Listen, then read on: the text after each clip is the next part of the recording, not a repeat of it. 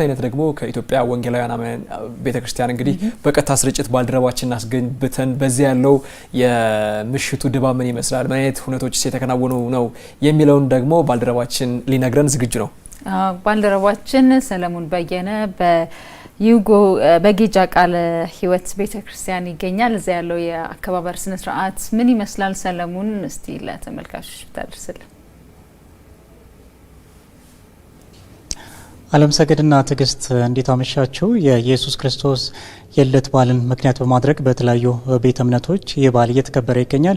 እኔ የምገኘው በኢትዮጵያ የወንጌል አማኞች ቤተክርስቲያን ነው። ይህም የቃለ ሕይወት የጌጃ አጥቢያ ቤተክርስቲያን የሚገኘው። በዚህ ቤተክርስቲያንም ምእመናን የኢየሱስ ክርስቶስን ልደት ምክንያት በማድረግ በዋዜማው የእግዚአብሔርን ቃል በመስማት በዝማሬና በተለያዩ መርሃ ግብሮች እያከበሩ አግኝቻቸዋለሁ። በዚህም የኢየሱስ ክርስቶስን መወለድ ምክንያት በማድረግ የተለያዩ ስነ ስርዓቶችን አከናውነዋል። ይህም ጌታ ኢየሱስ ክርስቶስ ከመወለዱ አስቀድሞ ከ700 ዓመት በፊት በነብዩ ኢሳያስ የተነገረውን ቃል ምክንያት በማድረግም ከዛም ውልደቱን አስመልክቶ የተከናወኑ የተለያዩ ተግባራትን በሚመለከትም የተለያዩ ተግባራት ተከናውኗል። በዚህ ጉዳይ ላይ አንድ እንግዳ ጋብዣለሁ። የቤተ ክርስቲያኒቱን ዋና መጋቢ እሳቸውን አስተዋውቅና እንደ አጠቃላይ በወንጌል አማኞች ዘንድ የኢየሱስ ክርስቶስ የልደት በዓል ምን አይነት መልክ አለው የሚለውን ቆይታ እናድርጋለን። እንግዳችን እንኳን ደህና መጡ። ራስዎትን ያስተዋውቁልኝ። ተስፋዬ ገመቹ እባላለሁ። የጌጃ ቃለ ሕይወት ቤተክርስቲያን ዋና ፓስተር ነኝ። እንግዲህ በዛሬው ዕለት የኢየሱስ ክርስቶስን የልደት በዓል ስታከብሩ አግኝቻቸዋለሁ። የኢየሱስ ክርስቶስ ልደት እንደው በወንጌል አማኞች ዘንድ ምን አይነት ስፍራ የሚሰጠው ነው? ምንስ ነው? የኢየሱስ ክርስቶስ ልደት የጌታ የማዳን ስራ የጀመረበት አምላክ ሰው የሆነበት ክስተት ነው እና ይሄ ብዙ ጊዜ ሞቱን እናስባለን። ሞቱ ግን የጀመረው ሰው ከመሆኑ ነውና የኢየሱስ ክርስቶስ ሰው መሆን፣ ስጋ መልበሱ፣ ሰው መሆኑ፣ በምድር መመላለሱ፣ አማኑኤል መሆኑ ዋነኛ የክርስትና አንኳር ጭብጥ ነው እና በዛ መልክ ነው የምናስበውና የምናስታውሰው እግዚአብሔርን የምናመሰግነው ለመዳናችን እኛን ሆኖ ሰው ሆኖ መምጣቱ የሚታሰብበት በመሆኑ ማለት ነው። ስለዚህ በዚህ ስፍራ ደግሞ የኢየሱስ ክርስቶስን ስታመሰግኑ ስታከብሩ ተመልክቻችኋለሁ። እንደው በምን አይነት መልኩ ነው ይህንን የበዓል ሁኔታ እያሰባችሁ የምታከብሩት? ፕሮግራሞች ኮንፈረንስ እናካሄዳለን። መከተል አለባቸው ብሎ ይታሰባል?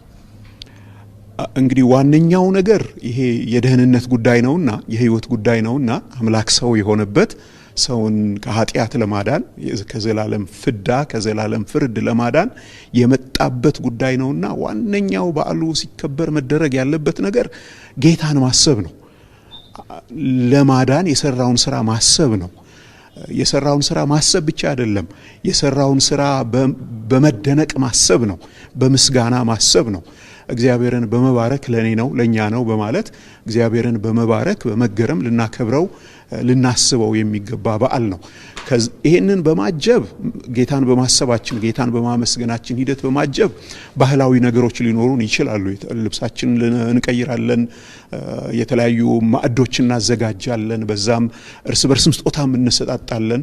እነኚህ ተጨማሪ ነገሮች ናቸው። አውራው ጉዳይ ግን ኢየሱስ ክርስቶስ ሰውን ለማዳን የኃጢአትን ዕዳ ሊከፍል በመስቀል ሊሞት ሰው ሆነ። ይህንን እውነት በማሰብ እግዚአብሔርንም ስለዚህ እውነት በማመስገን ልናከብረው የሚገባ በዓል ነው። እጅግ አድርጌ አመሰግናለሁ ስለሰጡን ጊዜ መጋቢ። አመሰግናለሁ እኔም።